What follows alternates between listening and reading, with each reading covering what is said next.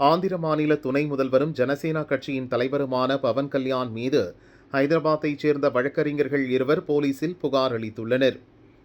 சமீபத்தில் ஒரு நிகழ்ச்சியில் துணை முதல்வர் பவன் கல்யாண் தெலுங்கானா மாநில கோரிக்கையை முன்னிறுத்தி போராடிய மறைந்த பாடகர் கட்டர் பற்றி சில வார்த்தைகள் பேசினார்.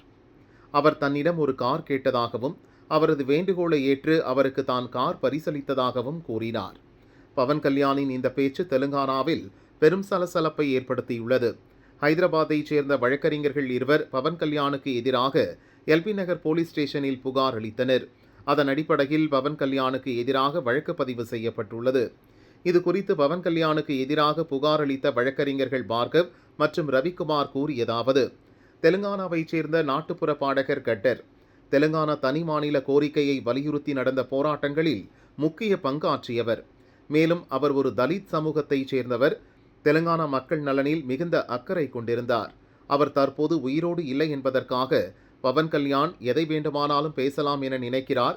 கட்டரின் புகழுக்கு களங்கம் விளைவிக்கும் வகையில் பவன் கல்யாணின் பேச்சு அமைந்துள்ளது. அவரது பேச்சு கண்டிக்கத்தக்கது. பவன் கல்யாண் மீது சட்ட நடவடிக்கை எடுக்க வேண்டும் என புகார் அளித்துள்ளோம் என்றனர். அதேபோல் தெலுங்கானாவைச் சேர்ந்த பிஆர்எஸ் கட்சியைச் சேர்ந்த தலைவர்கள் பலரும் பவன் கல்யாணுக்கு எதிராக கடும் சொற்களை பயன்படுத்தி விமர்சித்துள்ளனர்.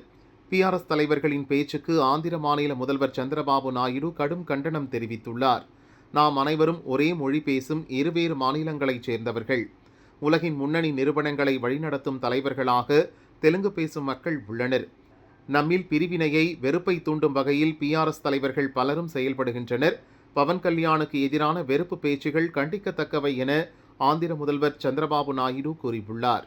கட்டர் குறித்த பவன் கல்யாண் பேச்சும் அவருக்கு எதிராக எழும் கண்டனங்களும் ஆந்திரா தெலுங்கானா அரசியலில் பரபரப்பை ஏற்படுத்தியுள்ளன.